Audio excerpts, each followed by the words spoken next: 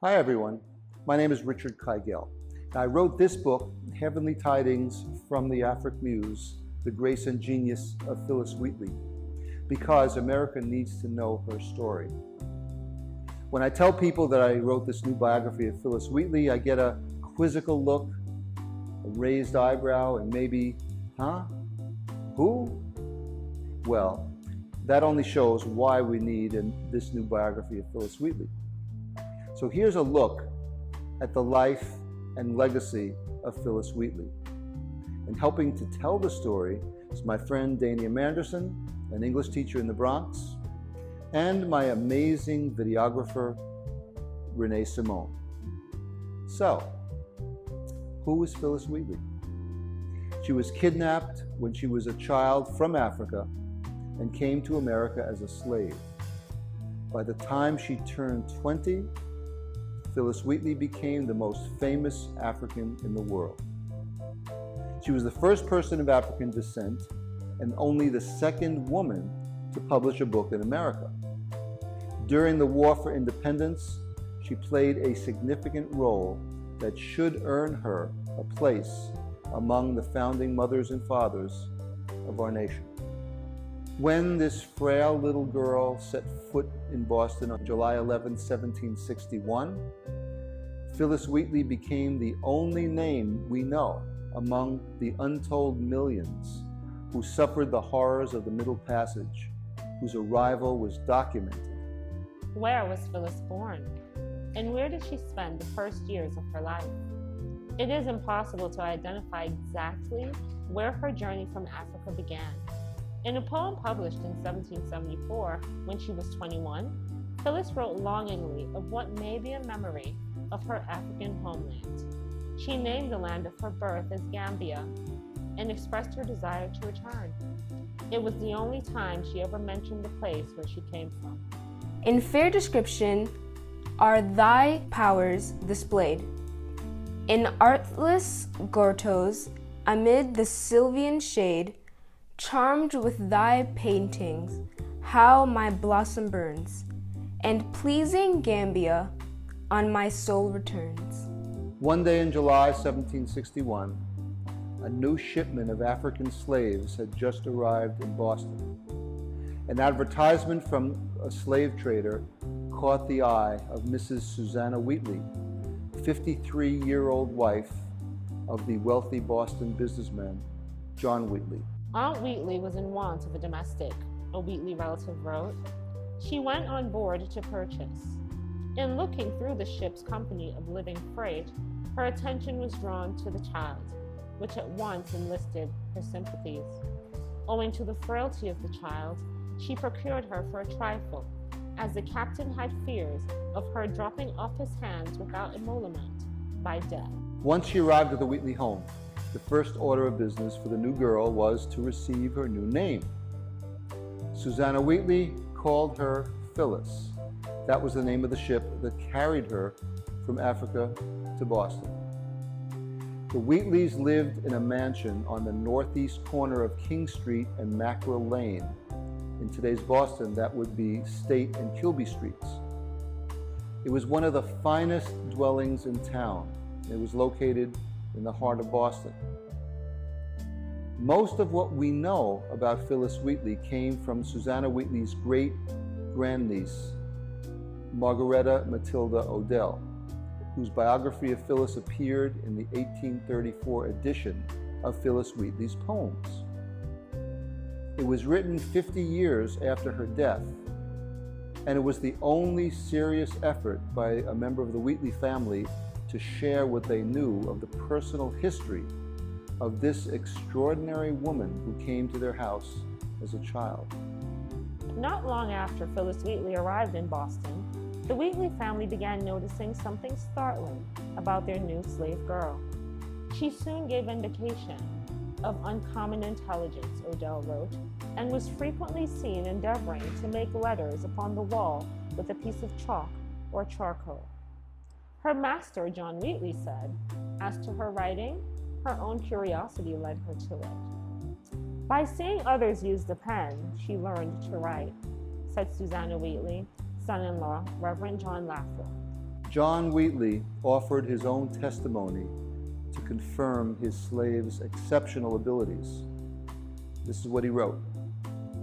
Phillis was brought from Africa to America in the year 1761, between 7 and 8 years of age, without any assistance from school education, and by only what she was taught in the family.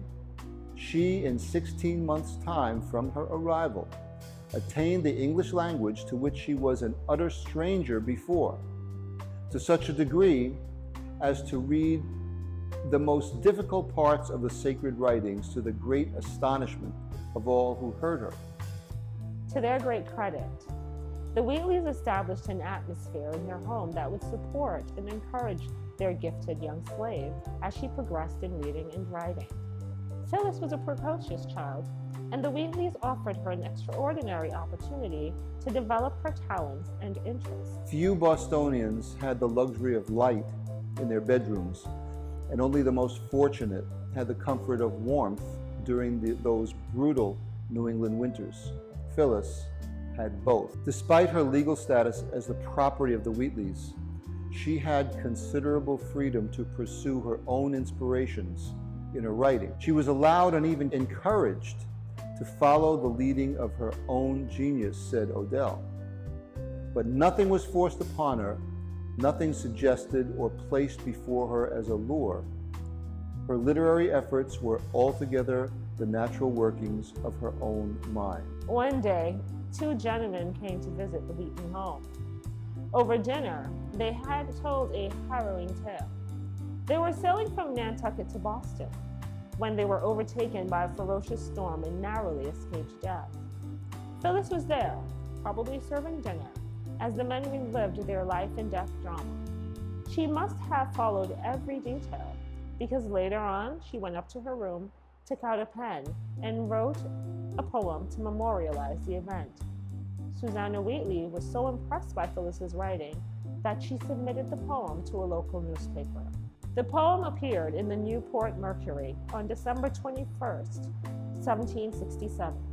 At the age of 14, Phillis Wheatley became a published poet. Where do they go? Where would be their abode? With supreme and independent God, to haven their souls with eager rapture soar. Enjoy the bliss of him they would adore. Blessed soul would seize the day while light doth shine, to guide his steps, to trace the mark divine. By the time Phillis saw her first poem published in 1767, she had been writing poetry for at least 2 years. Her first poem was On the Death of the Reverend Dr. Sewell When Sick in 1765. Phillis was 12 when she composed this heartfelt elegy to honor a man she considered her spiritual mentor and guide. Reverend John Sewell was pastor of the Old South Congregational Church for 56 years. Phillis was drawn to the church on Sundays, walking several blocks from the Wheatleys' home to attend worship services. Following custom, Phillis sat in the balcony with other slaves and free blacks. There, she experienced her first yearnings for Christian fellowship. It was there that she was baptized on August 18, 1771, when she was 18. She wrote On Virtue in 1766, when she was 13. The poem shows the growing depth of her spiritual inquiry and her ease in blending classical and Christian themes. Wheatley scholars regard On Virtue as one of her finest poems. On Virtue, 1766. O thou bright jewel, I am my aim to strive, to comprehend thee. Thine own words declare, wisdom is higher than a fool can reach. I cease to wonder and no more attempt thine height to explore or fathom thy profound. The teenager became something of a curiosity. The Wheatley's African slave girl could do things no one had ever seen before. Not only could the girl read and write, but she was creating exquisite poetry. Skeptics and the curious came to the Wheatley mansion to see for themselves. Visitors to the Wheatley home would be obliged by Mrs. Wheatley to listen to her little black genius recite her original poems. Phillis was trotted out as some sort of public entertainment. She became an exotic curiosity in fashionable Boston. Phillis met some of the most learned men of Boston, and she had the opportunity to talk about literature and religion. Many of them gave her books and helped her study the great literary works of her time. Her poetry shows that Phillis was well versed in the scriptures of the Old and New Testament and Greek mythology, as well as Shakespeare, Horace, Virgil, Ovid, Terence, Milton, and her favorite, Alexander Pope. So what was Phillis Wheatley like?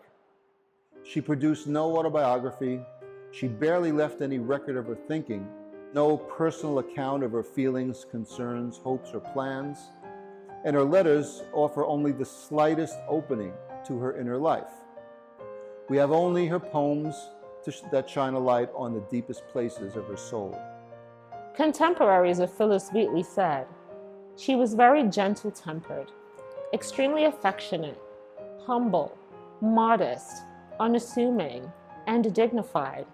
She displayed an amiable disposition, innocence, and purity of heart." A family friend wrote, "I'll delineate her in few words: humble, serene, graceful, luminous, and ethereal." A constant factor in her life was her delicate constitution and frail health.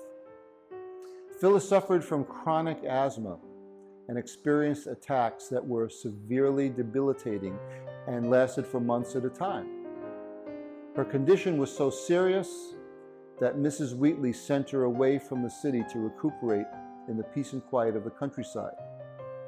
Phillis wrote to her friend, I am at present indisposed by cold, and since my arrival have been visited by my asthma. I have been in a very poor state of health at the past winter and spring, and now reside in the country for the benefit of its more wholesome air. Sometime toward the end of 1771, a group of intelligent, passionate, and deeply religious young women met to discuss what was called feminine topics. Phillis Wheatley was there, along with her friend and tutor Mary Wheatley Lathrop, daughter of the man who owned her. These kinds of gatherings were popular at the time. Women and their friends and family got together to discuss news, culture, philosophy, and religion. This particular gathering in Boston, Phillis picked up the thread of an idea that emerged from the conversation and transformed it into exquisite literary art. What followed was a gem. Phillis dedicated On Recollection to the young woman who issued the challenge. The poem was published in 1772 in London and 2 Boston newspapers in 1773. On Recollection marvels at the sacred power of memory, how it brings deeds long past back to life. The acts of long departed years by thee, recovered in dew overrang we see. Thy power the long forgotten calls from night, that sweetly plays before the fantasy's sight. The poet trains her penetrating gains within, reflecting on how the mysterious workings of mind and memory inspire her poetry. Mean in our nocturnal visions pours the ample treasure of her secret stores, and in the pomp images displayed to the high-raptured poet gives her aid. Through the unbounded regions of the mind, diffusing light celestial and refined. On Imagination is probably her finest work. Today it is one of her most frequently anthologized poems. Lines from On Imagination are etched in stone on the pedestal of the Phillis Wheatley statue at the Boston Women's Memorial. The young slave poet finds her freedom in imagination as a joyful, expansive, and limitless expression of mind that allows her to escape all earthly bond. Imagination, who can sing thy force, or who describe the swiftness of any course? Soaring through the air to find the bright abode, thy empyreal palace of the thund'ring God. Thy various works, imperial queen, we see how bright their forms, how decked with pomp by thee. Thy wondrous acts, impetuous orders stand, and all attest how potent in thine hand. Now here, now there, the roving fancy files, till some loved object strikes with her wondering eyes, whose silken feathers all the senses bind, and soft captivity involves the mind. Thoughts on the Works of Providence is one of her most profoundly spiritual poems. She discovers that the secret to nature's universe is the divine power of boundless love. Infinite love, where'er we turn our eyes, appears this envy, captured once supplies. This most is heard in nature's constant voice. This makes the morn and thus eve rejoice. To him, whose works arrayed with merry shine, what songs would rise, how constant, how divine. The British Parliament passed the Stamp Act on March 22, 1765. It was scheduled to take effect on November 1st. Citizens were required to buy a stamp for almost anything written on paper. Newspapers, handbills, pamphlets, legal documents, deeds, licenses, college degrees, even playing cards. The Stamp Act would affect nearly everyone in the colonies. That summer, the summer of 1765, Boston erupted in protest. From the safety of her house on King Street, Phillis Wheatley watched the town of Boston exploding around her. Demonstrators rallied past the Wheatley mansion on King Street to the townhouse where the royal governor had his headquarters. Crowds destroyed buildings and even ripped down the house of the lieutenant governor. Then, in May 1766, Boston got news that Parliament had repealed the hated Stamp Act. The festivities started almost immediately. Church bells rang all over town. Phillis Wheatley knew the anguish the Stamp Act had brought to her town. Parliament's change of heart moved her to write a poem for the occasion. In her poem, To the King's Most Excellent Majesty, Phillis spoke for all of Boston as she praised the king for his gracious action. May George, beloved by all nations round, live the heaven's choice, constant blessings crowned, miss the remembrance of thy favors past. The meanest peasants most admire the last. Phillis added an asterisk after the word last with a note of explanation: the repeal of the Stamp Act. The last line of the poem carries a pointed message. Phillis reminds the king that it is within his powers to bless all his subjects with liberty. And she means all his subjects, including African slaves. Great God, direct and guard him from on high, and from his head let every evil fly, and may each climb with equal gladness see. A monarch's smile can set his subjects free. She was keenly aware of the inflammatory situation that was swirling around her. She describes the explosive unrest in the colonies in allegorical terms. Her grand theme was freedom, an ideal she saw as the most significant force in human affairs. The poet made an eloquent case that the freedom sought by white Americans, this liberation from metaphorical slavery under the British rule, also applies to Africans suffering under the burdens of actual slavery. In her allegory, the mother country, Great Britain, is depicted as a certain lady who had an only son, the American colonies. She condemns British policies, comparing them to a mother who punishes her son despite his innocence. As the cruelties of Parliament broke the hearts of the colonists, so this fictional mother made her own child weep. The young poet captured the frustration and anguish she saw in Boston, the fury directed at the British government. She shows the colonies begging for relief to a scornful and dismissive British response. By many scourges she his ungodliness tried, until at length the best infant cried. He wept Britannia, turned the senseless air, at last awakened by maternal fear. Why weeps Americus? Why weeps my child? Thus spake Britannia, thus being enmild. My dear mamma, said he, shall I repeat? Then prostrate fell at her maternal feet. She concludes with an appeal for reconciliation, hoping that mother and son will come together to bring a new prosperity to the colonies, as well as to the British Empire. Throughout 1769, the Boston merchants' boycott of all trade with Great Britain remained in force. Any merchant caught violating the boycott would be shamed before the entire community. Demonstrators would gather to enforce the boycott and taunted anyone who violated it. On February 22, 1770, one of those warning signs was posted on the door to the shop of Phillis Wheatley. He was a Tory who refused to participate in the boycott. A crowd gathered in front of his store and began harassing all the customers.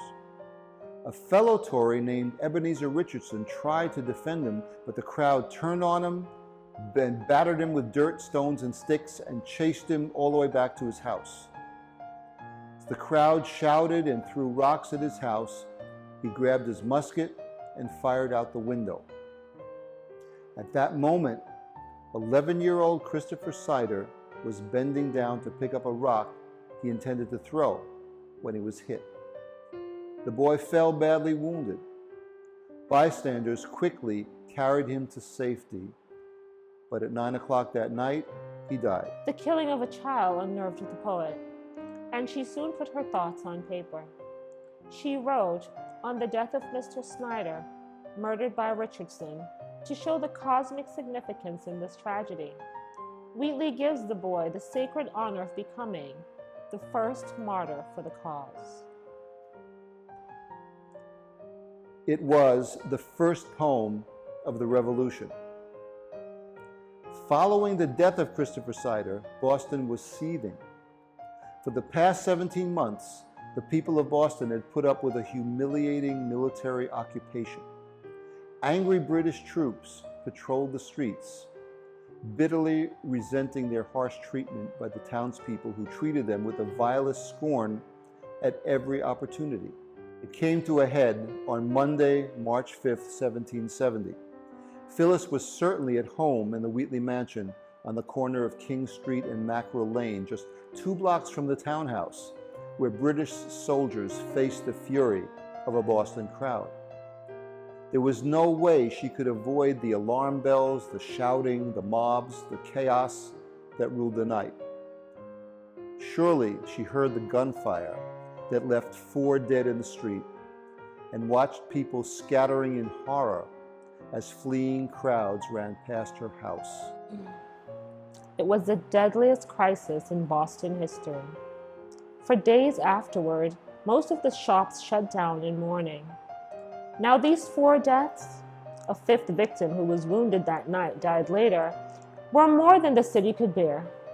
The funeral on March 8, 1770, was a civic event like nothing Boston had ever seen. News accounts indicated that the funeral procession passed her home on King Street and noted that nearly every resident of Boston was there that day. That means Phillis was probably among the 10 or 12,000 Bostonians present at the Granary Burial Ground to watch the 4 bodies laid to rest alongside the recently buried Christopher Sider. On March 12, 1770, Phillis's poem on the Boston Massacre appeared in the Boston Evening Post.